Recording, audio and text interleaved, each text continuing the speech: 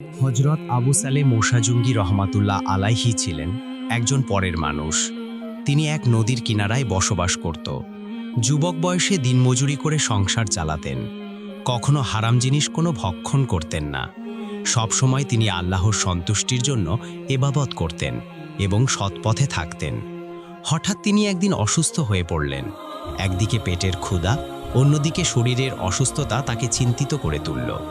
আসলে এটা ছিল আল্লাহ তাআলার পরীক্ষা। একদিন আবু সালে মোশাজুঙ্গি রহমাতুল্লাহ কাজের প্রয়োজনে রওনা হলেন। যেতে যেতে তিনি কোনো এক নদীর কিনারায় গিয়ে হাজির হলেন। কয়েকদিন অনাহারে থাকার কারণে ক্ষুধার্ত এবং তৃষ্ণার্ত হয়ে পড়েছে, তাই তিনি সেখানে বিশ্রাম নিচ্ছিলেন।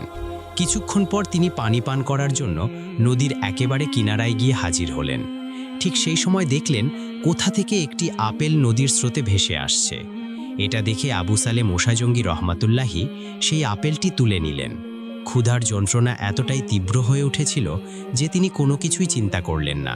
ক্ষুধার্ত থাকার কারণে আপেলটি খেয়ে পেট ভরে পানি পান করলেন। অতঃপর তিনি আল্লাহর শুকরিয়া জানালেন। কিন্তু হঠাৎ মনে পড়ে গেল, এই আপেলটি তো আমার নয়। কোনো এক অজানা ব্যক্তির, তাকে জিজ্ঞাসা না করে খেয়ে ফেলা মানেই তো চুরি করা। তাই তিনি মনে মনে বলতে লাগলেন, হে আল্লাহ, আমি ক্ষুধার কারণে আপেলটি খেয়ে ফেলেছি না। জানি আপেলটি কার। এখন আমার কি হবে? কাল কিয়ামতের দিনে আমি কি জবাব দেব? এখন তো আমার সেই ব্যক্তির কাছে ক্ষমা চাইতে হবে। এই চিন্তা তার হৃদয়ে ভীষণ অস্থিরতা এনে দিল। কিছুক্ষণ যাওয়ার পর তিনি একা একা বলতে লাগলেন, যেভাবেই হোক আপেলটির প্রকৃত মালিককে খুঁজে বের করব এবং তার কাছে ক্ষমা চাইব। যদি সম্ভব হয় এর মূল্য পরিশোধ করে দেব। অতঃপর পাশে আপেল গাছের মালিকের সন্ধান করতে লাগলেন।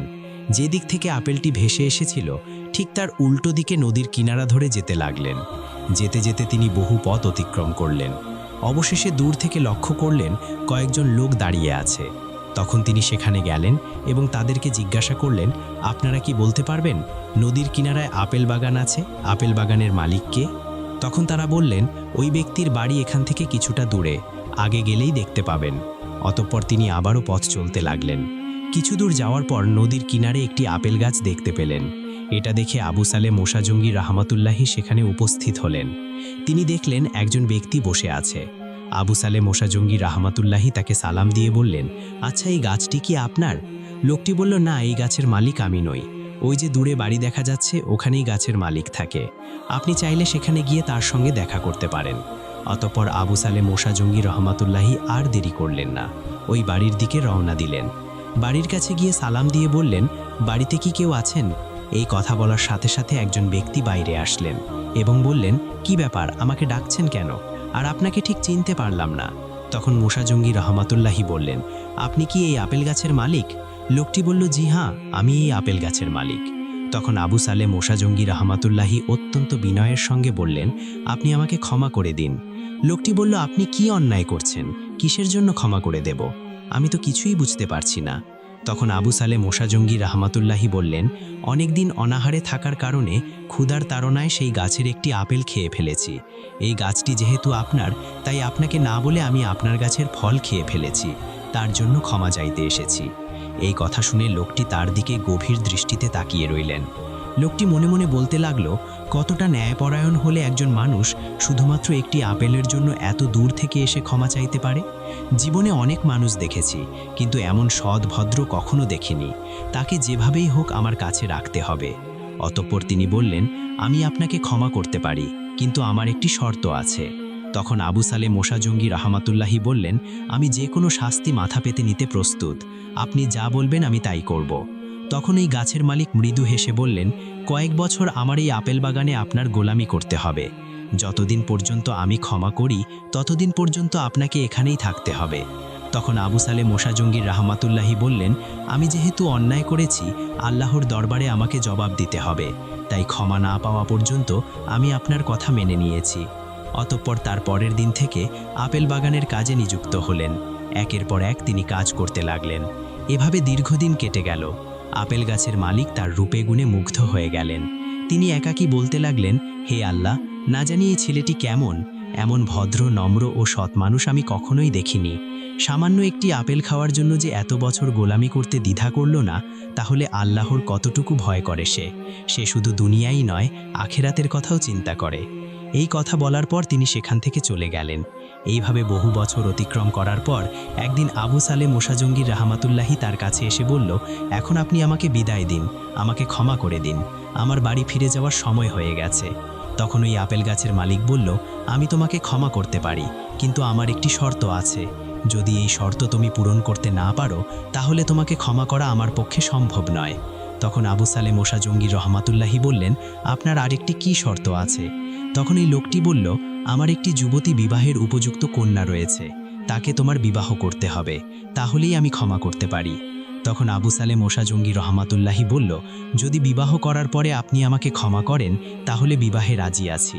তখন লোকটি বলল, ভালো করে চিন্তা করো, আমার এই মেয়েটি বোবা, কথা বলতে পারে না, এই মেয়েটি অন্ধ, চোখে দেখতে পায় না, এবং সে খোড়া, তুমি কি তারপরেও বিবাহ করবে? আবু সালেহ মোশাজঙ্গী রহমাতুল্লাহি বললেন, আপনি যদি এখন আমাকে ক্ষমা না করেন, তাহলে কাল কিয়ামতের দিনে আমি কি জবাব দেব? আপনার প্রস্তাবে আমি রাজি আছি। অতঃপর তাদের বিবাহ সম্পন্ন হলো। সর্বপ্রথম আবু সালেহ মোশাজঙ্গী রহমাতুল্লাহি ঘরে প্রবেশ করলেন। যেমন সালাম দিলেন, তখন অপর দিক থেকে সালামের উত্তর এলো। এমন আবদার শুনে আবু সালেহ মোশাজঙ্গী চমকে উঠলেন। তিনি ভাবলেন, এই মেয়ে তো কথা বলতে পারে না, তাহলে সালামের উত্তর দিল কিভাবে? তখন ঘর থেকে বেরিয়ে শ্বশুরের কাছে এসে বললেন, আপনি তো বলেছেন আপনার মেয়ে বোবা, তাহলে সে সালামের উত্তর দিল কিভাবে? আপনি আমার সাথে কথার খেলাপ করেছেন। তখন তিনি বললেন, হ্যাঁ, আমি বলছি আমার মেয়ে বোবা। এর কারণ হলো, জীবনে ছোট থেকে এখনো পর্যন্ত কোনো পুরুষের সাথে কথা বলেনি, তাই সে বোবা। জীবনে কখনো কোনো পরপুরুষকে দেখেনি, তাই সে অন্ধ। জীবনে সে কখনই ঘর থেকে বার হয়নি, তাই সে খোড়া। ছোট থেকে সে ঘরের মধ্যে থাকে এবং আল্লাহর ইবাদতে মগ্ন থাকে। আমি আল্লাহর কাছে দোয়া করছি, তোমরা সুখে শান্তিতে সংসার করো। এই কথা শোনার পর আবু সালেহ মোশাজঙ্গী রহমাতুল্লাহি আর কিছু বললেন না। অবশেষে ঘরের মধ্যে প্রবেশ করলেন এবং দেখলেন এক অপূর্ব সুন্দরী আল্লাহ তাআলা সতী সাবিত্রীর অবনী বসে আছে। অতঃপর তিনি বললেন, হে আল্লাহ, আপনি আমাকে দুনিয়ায় শ্রেষ্ঠ সম্পদ একজন পরেজগার নেকতার স্ত্রী দান করেছেন। অতঃপর তারা সুখে শান্তিতে বসবাস করতে লাগল। এভাবে কয়েক বছর অতিবাহিত হয়ে গেল। অবশেষে আল্লাহর অশেষ রহমতে আবু সালেহ মোশাজঙ্গী রহমতুল্লাহি স্ত্রী অর্থাৎ উম্মে খায়ের ফাতেমা গর্ভবতী হলেন। একদিন রাতে আব্দুল কাদের জিলানী রহমতুল্লাহি আম্মাজান উম্মে খায়ের ফাতেমা নিজ গৃহে শায়িত ছিলেন। গভীর রজনীতে তিনি স্বপ্ন দেখলেন, হজরত আদম আলাইসালামের স্ত্রী হজরত হাওয়া আলাইসালাম তার কাছে উপস্থিত হয়ে বললেন, হে ফাতেমা, তুমি এ ভুবনের এক ভাগ্যবতী নারী। তোমার গর্ভে যে সন্তান আছে সে হবে আলিয়া কুল্লের শ্রেষ্ঠ গোশাল, আব্দুল কাদের জিলানী। অতএব তুমি খুব সাবধানে জীবন কাটাতে চেষ্টা করবে। এই কথা বলে সেখান থেকে অদৃশ্য হয়ে গেল। সাথে সাথে উম্মে খায়ের ফাতেমার ঘুম ভেঙে গেল। তখন তিনি আল্লাহর দরবারে শুকরিয়া আদায় করলেন। এভাবে সময় কাটতে লাগল। অতঃপর 570 হিজরির পহেলা রমজান ইরানের গিলান প্রদেশের নন্দীগ্রামে গাউসুল আজম আব্দুল কাদের জিলানী রহমাতুল্লাহি জন্মগ্রহণ করলেন। গাউসুল আজম আব্দুল কাদের জিলানী তখন মায়ের কোলে। রমজান শুরু হবে, তাই রমজানের চাঁদ দেখার জন্য কতগুলো লোক এক জায়গায় হাজির হলো। কিন্তু আবহাওয়া খারাপ থাকার কারণে রমজানের চাঁদ কেউ দেখতে পেল না। একে অপরের মধ্যে বিতর্ক শুরু হলো। কয়েকজন লোক বলতে লাগলো, রমজানের চাঁদ যেহেতু দেখা যায়নি, তাই কাল থেকেই রমজান শুরু হবে।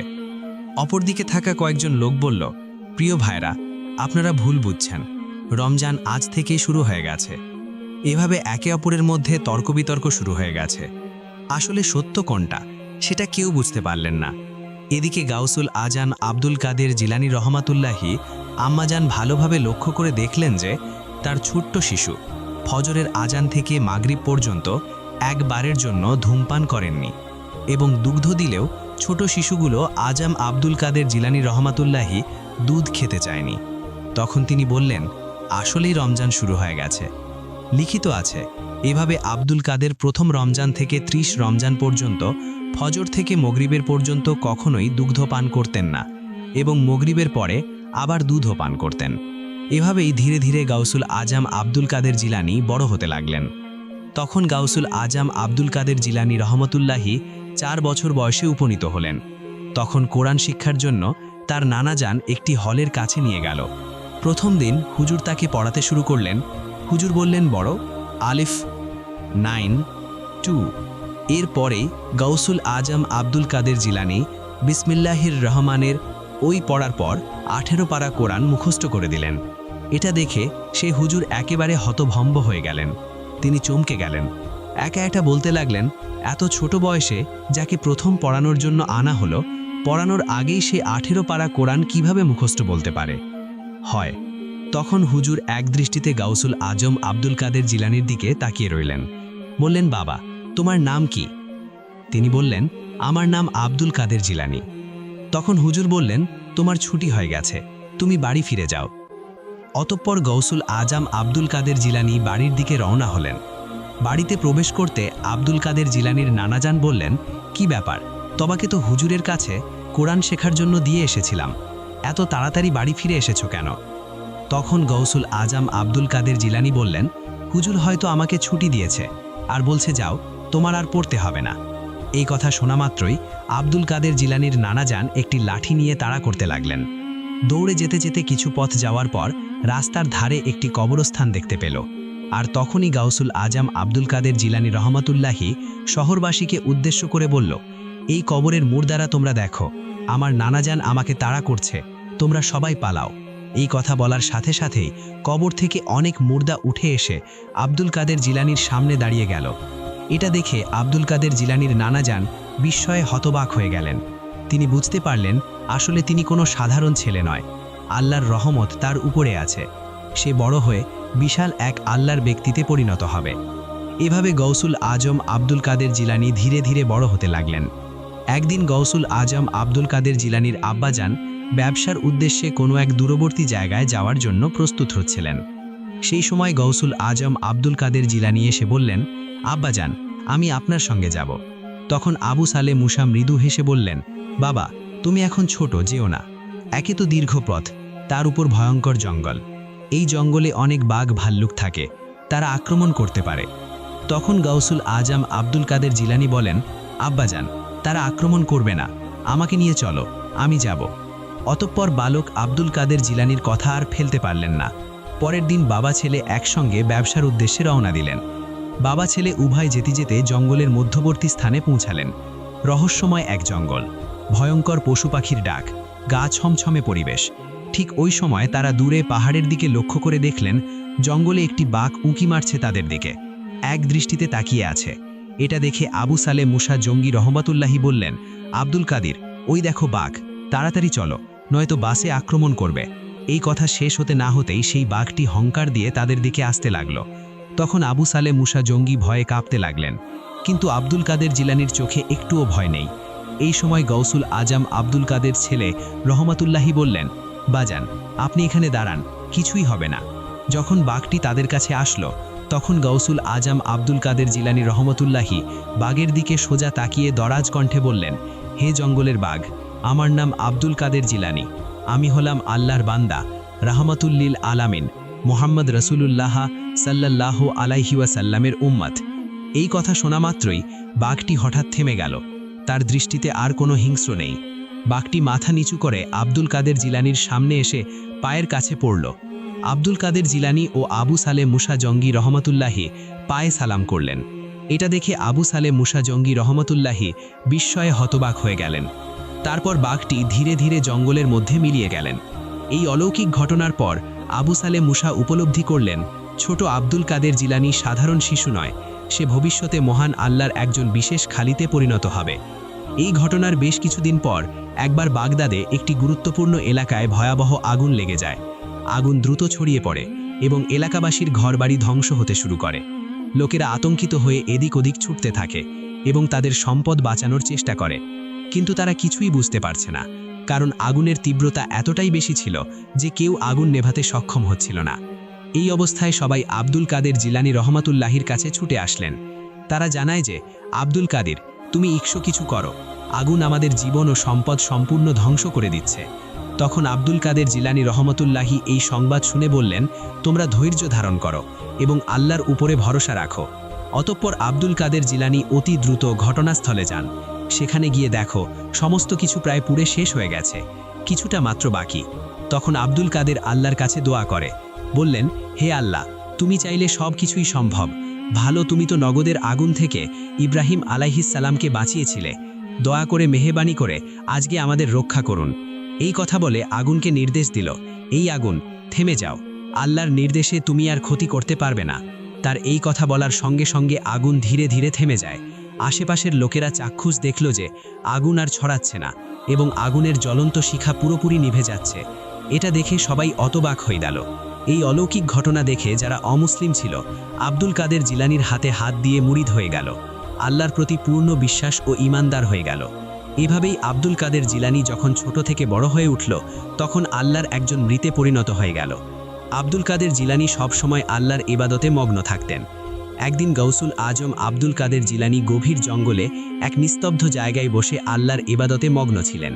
ঠিক সেই সময় একটি অদ্ভুত ধরনের ভয়ঙ্কর চেহারার মানুষ এসে হাজির হলেন। এরা আব্দুল কাদের জিলানী অবাক হয়ে গেলেন। মনে মনে ভাবতে লাগল, এই গভীর জঙ্গলে মানুষের কোনো দেখা নেই, তবে এই ধরনের মানুষ কোথা থেকে এলো? এই অদ্ভুত চেহারার মানুষটি ধীরে ধীরে তার কাছে এসে বলল, হে আব্দুল কাদের জিলানী, তুমি তো আল্লাহর খাস বান্দা, তাহলে গভীর জঙ্গলে কি করছো? তখন আব্দুল কাদের জিলানী বলল, তুমি আমার নাম জানলে কিভাবে, আর আমার সাথে তোমার কি দরকার? তখন ওই অদ্ভুত ধরনের মানুষটি জোরে জোরে ভয়ঙ্কর হাসি দিয়ে বলতে লাগলো, আমি তোমাকে স্বাগত জানাই। তখন আব্দুল কাদের জিলানী রহমতুল্লাহি বলল, কিসের জন্য? আর এখন আমার প্রশ্নের উত্তর দিলে না কেন? তখন ওই অদ্ভুত ধরনের মানুষটি হাসতে হাসতে একটি জিনের রূপ ধারণ করে বলল, আমি হলাম শয়তান জিন। অনেক মানুষকে ধোঁকা দিয়ে তাদের খারাপ পথে চালিত করেছি, কিন্তু তুমি তাদের তোমার অলৌকিক ক্ষমতার মাধ্যমে আল্লাহর রাস্তায় ফিরিয়ে এনেছ, ঈমান মজবুত করেছ।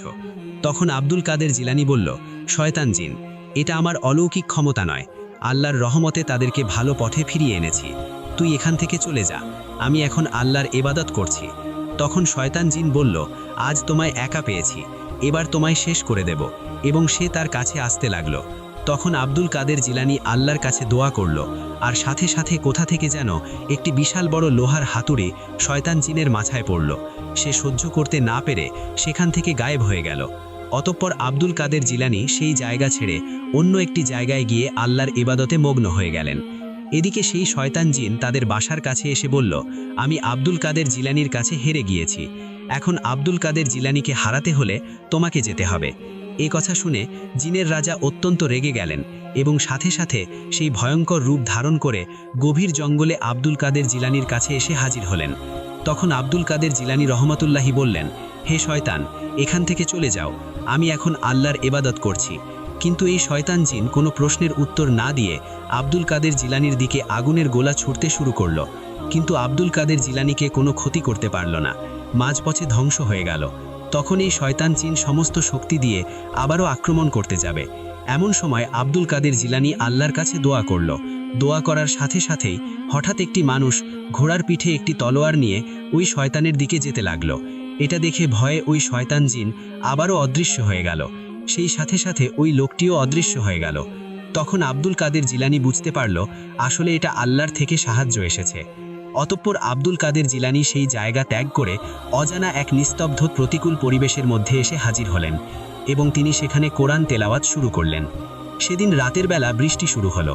বৃষ্টির মধ্যে দেখতে পেল এক রহস্যময় আলো।